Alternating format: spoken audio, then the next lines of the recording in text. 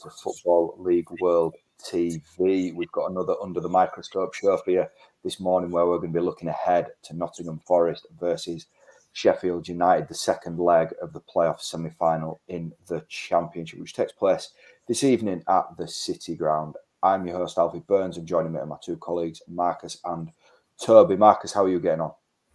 Yeah, really well, thanks, Alfie. I'd possibly go as far as saying that the first leg of this tie was the most entertaining playoff semi-final first leg that I've ever seen, to be honest. So, yeah, really excited to be on the show today ahead of what should be a really exciting evening at the City Ground. Absolutely. Toby, how are you getting on? Yeah, really good, thanks. As Marcus says, it was a brilliant first leg of the semi-final, wasn't it? But despite that, it's still set up so nicely, isn't it, for just a really tight, tense, fascinating game tonight. So going to be really good to get stuck into it over the course of the show.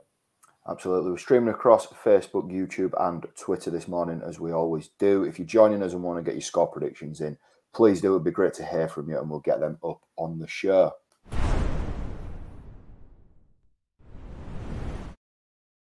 Let's start by just brushing over the first leg from Bramall Lane on Saturday then. Of course, it was a 2-1 win for Forest. Goals from Jack Colback and Brennan Johnson putting them in control, but Xander Berg with a late goal for Sheffield United, which means it's 2-1 at the halfway stage of the tie. Marcus, how did you see things at Bramall Lane on Saturday? Well, Sheffield United will be much the happier side going into the second leg, even though they're a goal down after the home leg. I'd probably say I'd go as far as saying that a 3-goal win for Nottingham Forest would have been a more accurate reflection of the chances that both sides created than the 1-goal lead that they take to the City Ground this evening. It was a very ambitious approach from Paul Heckingbottom, I think you could call it that. The Blades sort of flew out of the blocks, were pressing really high and yes, foolishly really played a bit of a high line against Forest, and they were ripped apart really on a consistent basis, particularly in that first half. And Wes Foderingham has kept them in the tie, to be honest. I also thought John Egan had quite a good game despite being at fault for that second goal. There was some last-ditch defending from Egan and some other players that has given the Blades hope going into this evening, but Forest will feel that they should have been out of sight. I thought Philip Zinkernagel was excellent. Probably should have got himself on the score sheet, but there was lots for Heckingbottom to ponder, particularly in that first half, which was probably one of the worst defensive performances that we've seen from the Blades since he went into the dugout. Forest were much the better side. And yeah, if they had been more clinical, then this would be a pretty straightforward preview. As it stands, they're only 1 goal in front, which is something that they would have taken before the game. But yeah, given the chances that they created and the way that they defended as well, particularly from open play, a 1-goal lead was the least that they really deserved. Yeah, I think I put in my match report that it was like Forest were trying to win 180-minute tie within the first 45. I thought they were excellent in the first half. Toby, do you sort of feel like it's maybe a little bit of an opportunity missed by Forest to not be taking more than a 1-goal lead into this tie? Yeah, definitely. With the chances they had, they really have, you know, sort of as we've said, it should be a much bigger lead really that they're taking into this second leg. There's no other way of putting it. I think Wes Foderingham, as Marcus said, you know, he's sort of shown why Sheffield United voted him as the Players' Player of the Year, because he came up really big for them on a number of occasions. And had it not been for him, then this could have been, as we say, a really sort of straightforward situation. And certainly the pressure would have been a lot more off Forest. You know, you could maybe argue that had Sheffield United had that penalty early on when James Garner brought down Sander Berger in the box from that free kick, you know, we could have been looking at, again, a very different tie in a sort of another alternative way. So that there's definitely situations that could have played out that might have seen this sort of be looking ahead to a rather different tie in a much worse situation for Forest. But on the flip side to that, with the way that it played out, you have to feel that Forest will certainly, I mean, they'll still be confident, but be frustrated, definitely to some extent, that they are not more comfortable coming into this second leg of the tie. Yeah, one moment I just want to look back on was at 2-0, where Jed Spence broke down the right-hand side and cut the ball back for Brennan Johnson. And you sort of touched on it a little bit, Marcus, but John Egan launched himself in the way of Johnson's shot, and that looked for all the world like it was going to be 3-0. As big as Berg's goal was at the end, for me, that block from Egan kept the tie alive. Would you agree with that, Marcus? Yeah, I think it's probably underpraised or underreported, a goal-saving moment compared to a goal-scoring moment. Just in how we talk about football, we always lead with the goal scorers, but yeah, it was absolutely vital. And yeah, you could argue that if it goes 3-0 there, then Forest probably could have kicked on even more with belief completely sapped out of the blades. Yeah, that they need those leaders in that situation, and they did have them. That it was an improvement in the second half, I think, from Blaze. They had more territory, and a lot of Forest chances were coming even more so on the counter attack with the pace of Spence marauding forward, and of course, well, Joe Lolly making that impact when he came on. So no, yeah, I think Egan's contribution with that block, sort of some redemption for the way that the second goal came about, was equally as important, if not more, than Berger's goal right at the death. So yeah, no, I definitely agree with you. I think, yeah, it's important to shed some light on key moments like that, especially in a game that could potentially, or a tie that could potentially be turned on its head.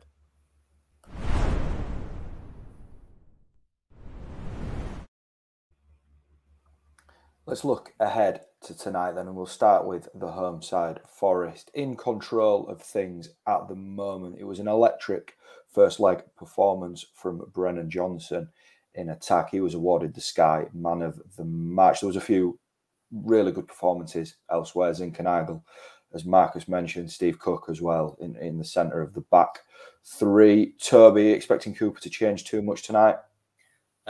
No, I don't think he'll want to change a lot, will he, when this has been such a consistent side. And, you know, we've sort of talked before about the squad depth that Forest have perhaps not entirely being there. So maybe that as well reduces the sort of scope for Cooper to rotate.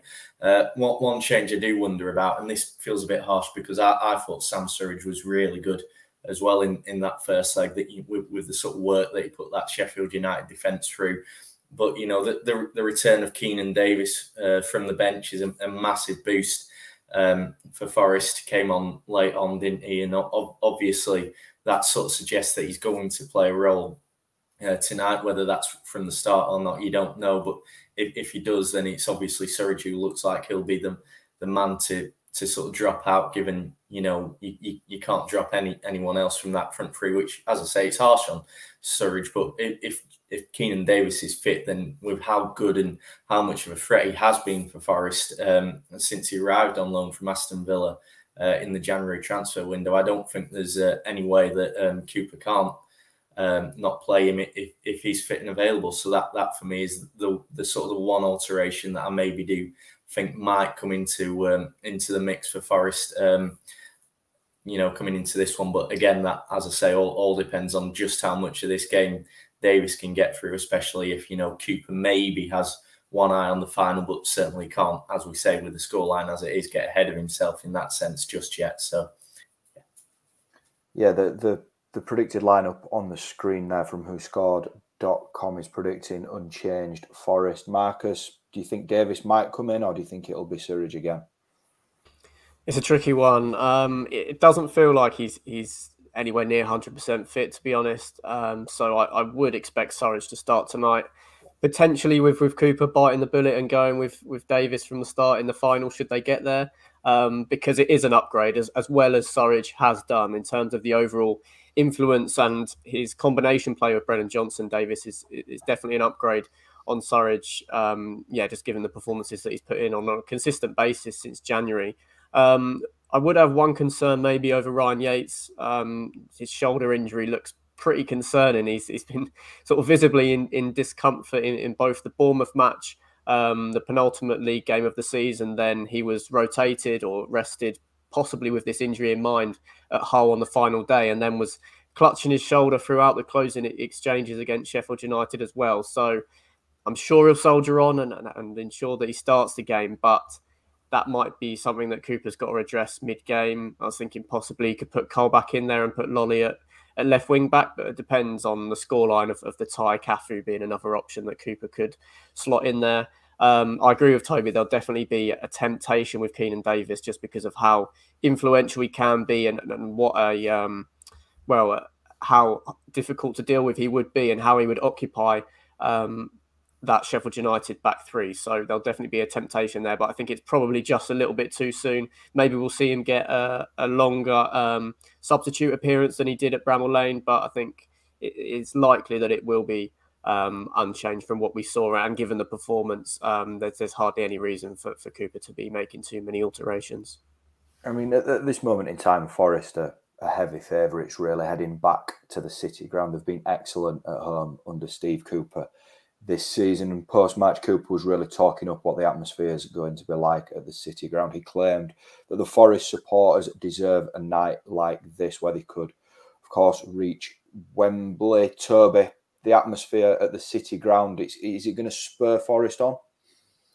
Yeah, you would think so, wouldn't you? These fans know how important this game is to their side, and it's been such a remarkable journey they've been on, really, since Cooper took over. He's really you can see it in pretty much every game they play there, can't you? Just the lift in spirits and the belief that there is around that stadium at the minute, and that is going to be there again tonight. And I think that is going to be really important for Forest, isn't it? I mean, we might touch on it when we look a bit more at Sheffield United, but that late goal is going to have given them a fair amount of momentum, but then you could sort of see the lift in the Bramall Lane crowd when that goal went in for Sander Berge late on, and you just think that Forest crowd are going to have to respond, and if they do as you would expect them to, given the backing they've given their team all season, then that should you expect lift Forest in the same way that we saw Sheffield United lifted late on in the first leg, and that is something that you feel could prove sort of really decisive in how this tie goes over the second leg.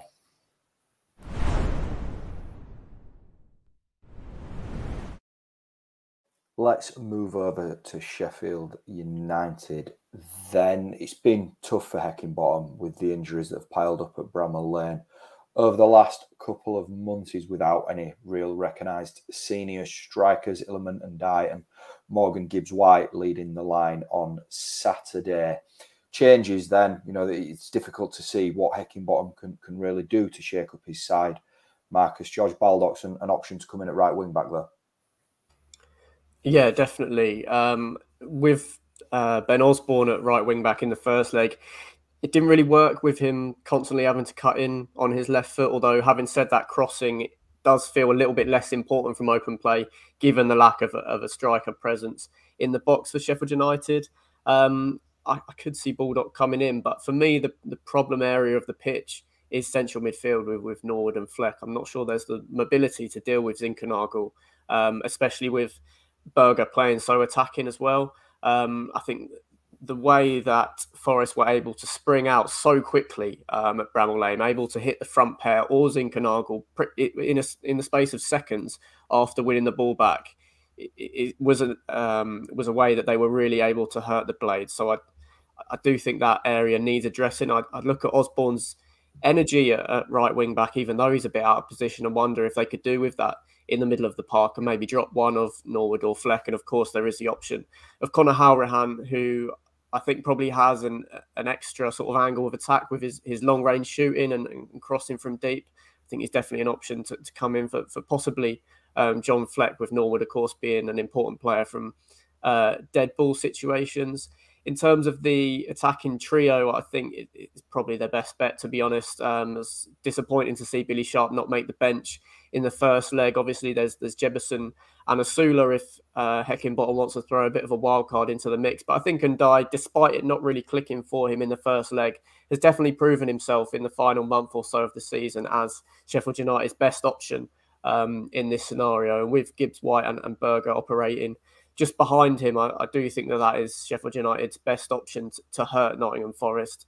Baldock is an interesting one because he does provide good width, and just with naturally being right-footed, they should be able to stretch Nottingham Forest a little bit more. But I would definitely be considering taking out one of Fleck or Norwood for either to shift Ben Osborne into the centre or to put Halrahan in, because Zinkernagel was afforded way too much space. I know that was a little bit due to how attacking Sheffield United were in the first half, and that will probably be a little bit different here.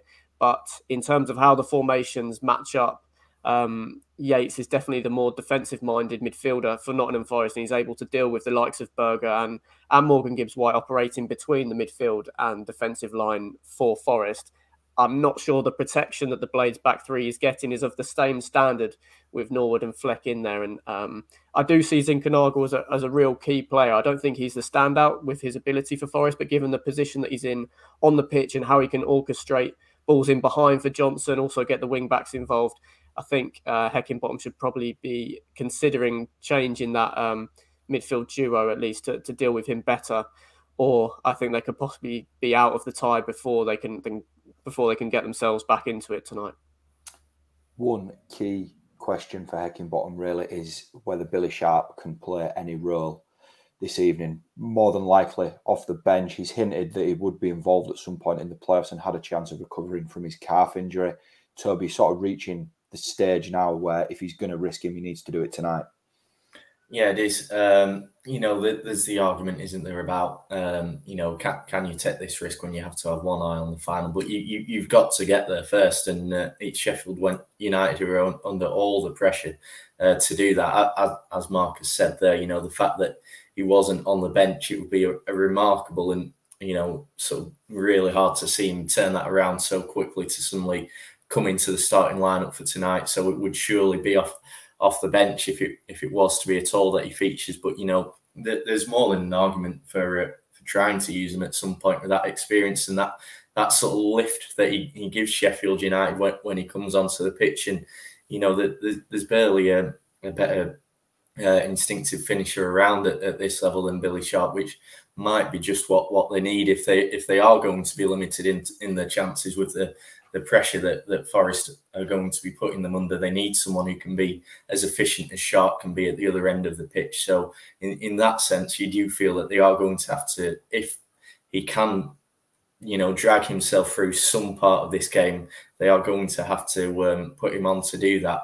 But definitely, I think even with that, the Blades do need to have some element of faith in that front three that they have got. I think Morgan Gibbs-White and Elam and Jai, they've really been sort of pushed into a tough situation here and having to step in as a sort of a more central forward role that is not entirely natural for them over the past few weeks, but they've coped really well with it. And, you sort of look at the way that they dismantled Fulham on the final day of the season to secure their playoff place. What we really did see there is that they are capable of stepping up and contributing in these big moments. So there's no doubt that if things go right for them, that they may have the potential and the ability to drag Sheffield United back into this tie, because we've seen, as I say, that they can do it before. But I do still think that it would be a big surprise if Sharp didn't play a part. Certainly, if we're getting into those finals, say maybe 20 minutes or so, and it's still finally poised, maybe Forest still have that 1-goal lead or something, then that might be sort of the perfect time for Heckingbottom to turn to a Billy Sharp to sort of come off the bench and make that sort of impact that he can. I mean, in no way was Heckingbottom happy with the result on Saturday. He drilled that home, but from my point of view, he was very upbeat about where Sheffield United were in the tie. And he's been insistent that they're happy to chase the game and that they've been chasing the playoffs all season. So chasing a result is nothing new for them. He also claimed that he felt that the Forest players' body language after Berg's late goal was really downbeat. He said drop shoulders and his players had a spring in their step after the late goal. He did also say, though, that Sheffield United aren't gonna come out and leave themselves wide open to Forest on the counter attack with how dangerous they can be tonight, and there might be a case of getting into the last 20 minutes, as you've mentioned there, Toby, where maybe just a goal gets them back level, and then anything can happen. Mark, I'll come to you first with this question. How do you think that Sheffield United should approach the game tonight? Far more cautiously, to be honest. I think playing away from home, they'll probably naturally sit a little bit deeper than they did at Bramall Lane anyway. But I give the Blades a far better chance of getting back into this tie if they're able to keep it at 0-0 for maybe up to 60 minutes, rather than going for broke with desperation due to the aggregate score in the first half, because I think they could, end up they're more likely to concede, and they can't really afford to concede the first goal. I think if they're going to get through tonight, that Forest back three is just too strong, and it was a really outstanding performance from them at Bramall Lane. I do struggle to see how the Blades are going to really hurt Forest on a consistent basis from open play. And with the aggregate scoreline the way it is, that's very concerning. So they are going to have to stay in the game for sure. They need to limit the space that they afforded the front two or three in the first leg in comparison to the first leg. So I definitely think they need to be much more cautious, manage the game much better.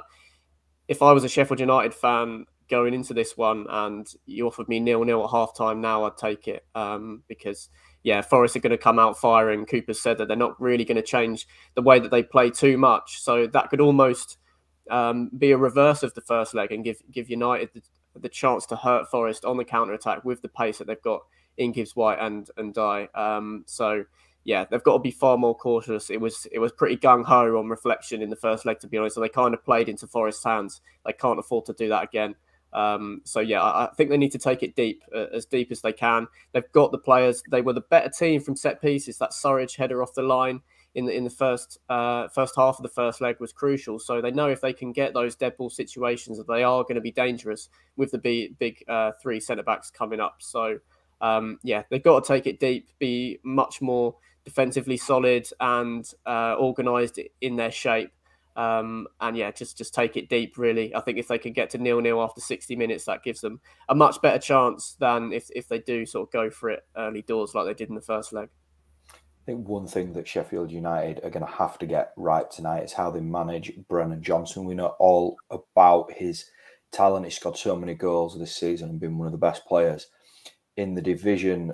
Toby, I felt that the space in behind Ender Stevens, really left Jack Robinson isolated with Johnson at times. How do you think Sheffield United go about managing Johnson? I mean, this could be the question that decides the tie, couldn't it, really? If they can keep him quiet or not. And I think you are going to have to look to those holding midfielders to really do a job here. It may be the case that, Sheffield United's wider centre-backs are going to have to really sort of maybe step up and back up their wing backs, certainly down that right hand side in keeping Brennan Johnson quiet, and as well the likes of Jed Spence. You can't forget that's a heck of a triple threat. So I do wonder whether that's something that Forest are maybe going to have to do in terms of doubling up out wide, and then that requires your holding midfielders maybe to drop back deeper and provide that cover centrally. That then obviously means that Sander Berge is going to maybe have to sort of keep a watch on the likes of Zinchenko, who are maybe left free down the middle. So it's going to be a really sort of tricky task for Sheffield United with the attacking threats that Forest have got to keep those quiet. And that might mean that it is a bit of a quiet evening, certainly to begin with, for Njai and Gibbs-White leading the line for the Blades. But that may be what they have to do, because as we've said, they need to keep themselves in this tie. So it may be about, as I say, really doubling up and keeping those wide men quiet for Forest, that allows them to hang in there and then maybe strike late on when the miles are maybe more in the legs a bit for Forest.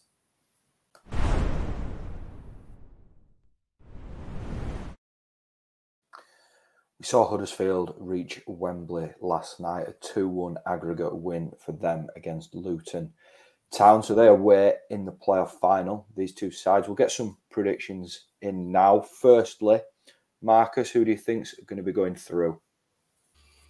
I think it's going to be a nervy one, but I'm just going to edge towards Nottingham Forest. I can see it maybe being a draw on the night, an entertaining draw on the night, and Forest going through on aggregate. it was a bitterly disappointing result. It sounds like such a strange thing to say, considering they're taking an advantage into the second leg. But given the performance, they would have been gutted to only win by 1 goal. But I do trust Steve Cooper to have them in the right mindset heading into this one. Sheffield United have that advantage from set pieces, as I've mentioned, but given the performance of the Forest back three at Bramall Lane, I can't really write them off too much. So I do think they'll edge it, but I think it'll be a nervy one. Given that it's been such a long time since they've been in this position, I think the nerves could even sort of translate from the stands onto the pitch. But I can't write off Forest after that performance. I'm going to go for a 2-2 draw on the night, and Forest to get through to take on the Terriers. And what about you, Toby? Yeah, I'm going to go for Forest as well. I think as you touched on there with what Heckingbottom was saying about the body language of the Forest players sort of dropping after that Sander Berge goal, and I think maybe that would come into play more if we were at Bramall Lane tonight, and that way you've got that home crowd for Sheffield United really putting that pressure on Forest, but you're flipping that now. You've got that Forest home crowd who know the importance that they're going to have to play in this, and we've seen how much they've done it so far this season, both in league and cup. The lift they've given their side, and I would expect them to be stepping up there again and really picking those players up after that disappointment. And I think when you sort of consider how good Forest have been on their own turf since Cooper took over, I think I do have to give the edge to them there. So I'll go for a 1-0 Forest. I'll just pose a slightly different question to you both now. Huddersfield are obviously already through to Wembley. Who do you think Carlos Corberan's side are going to want to face in the final out of these two sides? Marcus? Definitely Sheffield United. Huddersfield took 4 points off Sheffield in the Championship this season. They took 3 off Forest, but also lost to them in the FA Cup. Sheffield have been on an outstanding run since Heckingbottom took over, but they finished the season a little bit slower. I would feel like Huddersfield would be less intimidated by the attacking contingent of the Blades, given the injuries that they've faced as well. So I think Huddersfield will want to avoid Forest if possible. I think they're a team that everyone in the Championship's been fearing pretty much ever since Steve Cooper took over. We know that they would have been in the automatic promotion places if the table began when Cooper took over, and they're justifying that in these playoffs. So, I think Huddersfield would much rather take on Sheffield United in the final. Do you agree with that, Toby? Yeah, I do really. I think, psychologically, the fact that they took more points off Sheffield United is one thing, but also when it came to that one-off game in the Cup, when obviously there was a great deal at stake in terms of the Liverpool clash for the quarter-final, Forest had the edge on Huddersfield there, and they got through. So I don't think that's something that Huddersfield are going to want to have really face the prospect of a repeat of. The one thing I would maybe note, though, is the fact that the 3 points that Huddersfield did take against Sheffield United did come when the Blades were still under Slavisa Jokanovic very early in the season. So, there is maybe a question about whether that would have gone in that same way had it been a Paul Heckingbottom Sheffield United side that they were facing in that game. So that maybe will play on the mind a little bit as well. But overall, I think, as Marcus says, with the form that Forest have been on ever since Cooper took over, they're not a side that any other team in the Championship will have relished facing at any point since then, and that's obviously going to continue into that final if it happens, especially for Huddersfield after their last one-off encounter. That concludes this morning's Under the Microscope show. Then thanks to Toby and Marcus for joining me this morning. A huge game tonight, so I'm sure any avid EFL followers will be tuning into that. So do enjoy that. Coming up later in the week on Football League World TV, we'll be looking ahead to the League 2 playoff second legs and also the League 1 final on Saturday between Sunderland and Wycombe. So please do join us. Some great content coming up on the channel, and we'll see you again soon.